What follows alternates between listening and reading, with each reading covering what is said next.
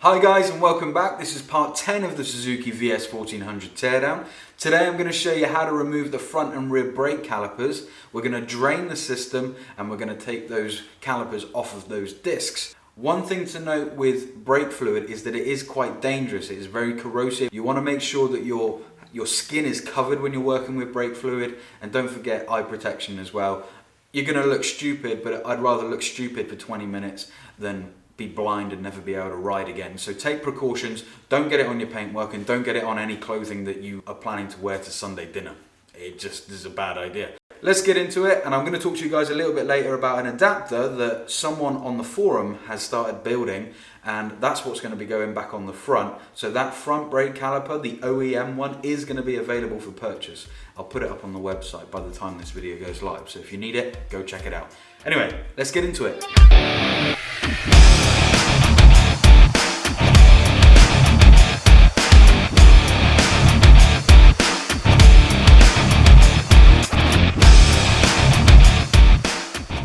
So the first thing you're going to want to do when removing the brake caliper is to split these two nuts away from each other.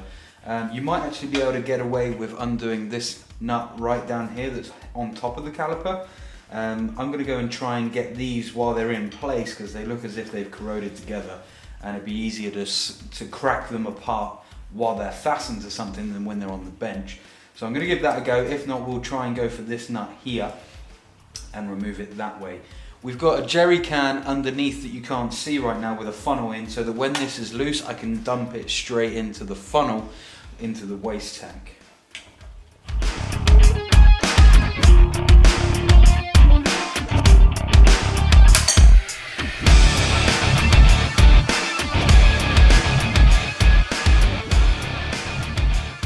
So once the brake fluid hose is in the jerry can, what we can actually do is hold the reservoir up like so, if you've not got it on your handlebars like I don't here, and actually pump the lever, and you'll be able to see that it pushes the fluid out of the pipe. So once the brake fluid has been drained from the system, we can start removing the pipework from the bike. Now on my triple tree here on this yoke, you can see we've got a rubber grommet, and I've got these sort of spring casings that add a little bit of protection to the pipeline. I've got them on the bottom here as well, and there's a rubber grommet sat in this yoke. They're not going to come through, so we need to remove that grommet. Put a little bit of sideways pressure, and you'll see if you go back and forth and then pull, the grommet will come out. Those springs from the bottom will feed their way up along with the end of the pipe. And once you've fed it through this bottom yoke, you can go ahead and feed it through the top yoke. Like so. So the brake caliper itself is held on just with two bolts. They are Torx or Allen bolts. They're H8, I believe, in size. This is the wrench that I'm going to be using.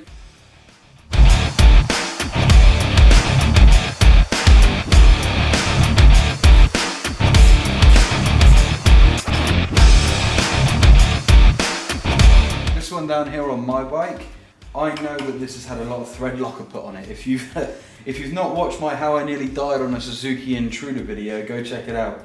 It was these bolts that were giving me trouble. The caliper was freely moving. It scared the hell out of me, so I put in another bolt and I put so much red thread locker on it that this is going to be rock solid.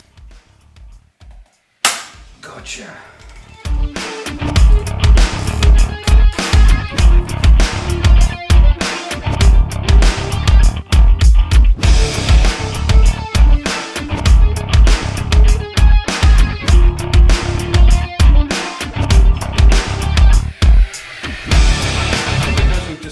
Around with brake fluid and it's gone onto the discs, I want to make sure that I don't forget to clean these discs when we go to install the new caliper, so I'm going to do it right now.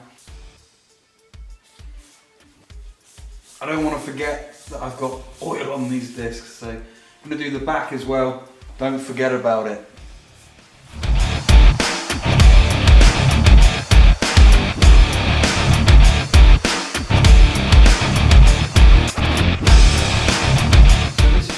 brake fluid reservoir. If you ever need to top it up, this is where you would do it. The rear fluid from the pedal at the front, it runs all the way down along this chrome bar, underneath and into the rear brake caliper.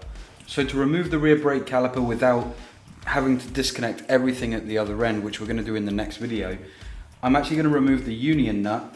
We'll drain as much fluid as we can first, and then we'll move on to undoing these bolts.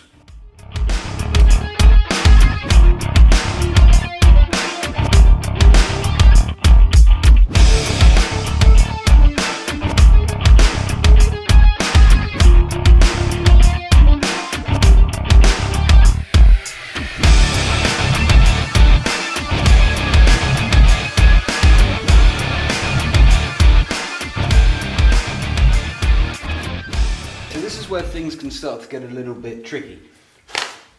What we need to do is we need to loosen the arm under here, this black arm, so that we can drop it down so that we can access the two bolts that are holding the caliper in place. So the first thing we're going to need to do is release the arm from the swing arm, okay, and that's this bolt here underneath this cover. We're going to take this cover off and we're going to remove this big hefty bolt under here, and then we're going to loosen off this back nut here on the axle, the rear axle, only a little bit. I don't want the whole tyre falling, I don't want the whole wheel falling out. I just want to undo it enough so that I can push this bar down as much as I can so that I can access the two bolts holding on the caliper.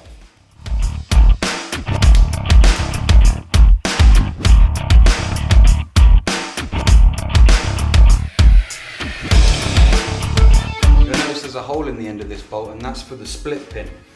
The split pin is essential when you put this back together. This little split hairpin here, you put it back through the hole like so, and then when it comes through the other side, you split it and wrap it around the outside of the bolt, and that stops the nut that goes on this thread from ever vibrating free, because this is a crucial bolt.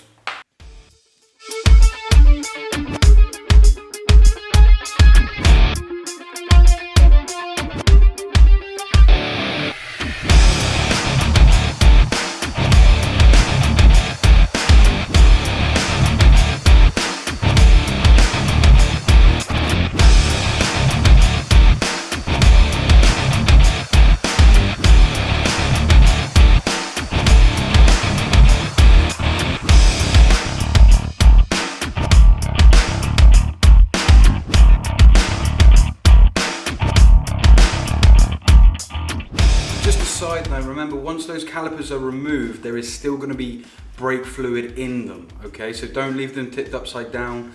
If you haven't got the time to drain them straight away, then put a bolt in there that's the right thread and the right size, and cap it off. Otherwise, turn them upside down in a bucket and they will slowly start to drain, okay? But just be aware of that, they do hold fluid. So yeah, something to bear in mind. So that's it for today's video, guys. I hope you enjoyed that. It's a really straightforward process, actually, removing the brake calipers. It can be quite daunting for those of us who have never done it before, but it is straightforward. One thing I've not mentioned in a while, if you haven't got one of these, go and get one. Honestly, it's so helpful to get one of these. They're not cheap, you know, you might pick this up cheap, but chances are if it's on eBay, you're gonna pay probably between $20 and $40, if not a little bit more for one of these. But it is so worth it. It's got everything that you need to know inside here. How much brake fluid needs to go back into the bike, and how to bleed the system, how to expand the caliper, what tool to use to expand the piston on the caliper to put it back in place so you can put new brake pads on. All the information you need is in there. It's a holy grail for this bike, so go and pick one up. It really will save you a lot of headaches. And combine that with, hopefully, these videos, you'll also be able to get through the process a lot quicker. If you've got any questions, guys, leave them in the comment section below. Don't forget to check out HagarMoto.com. There's some bits and pieces up there for sale if you need OEM parts that are coming off of this bike. I'm using those parts to fund this project. So every penny that I make from selling the stock or the third-party parts that are coming off are going back into the bike. So if you do make a purchase, thank you very much. You are genuinely going to be helping me build this bike. Have a great day, and I'll see you guys in part 11. Take care. One thing I forgot to mention, That little adapter that I mentioned at the beginning of the video for the front brake caliper is made by a gentleman named Ryan Winters. Hi Ryan, I know you're watching. For those of you that don't know, Ryan is a metalwork genius, okay? He machines custom parts for the VS1400. He hasn't asked me to say any of this. He's not sponsoring the video. This is just a genuine plug from me. I think he deserves it. He owns one of these bikes and he's building parts for it.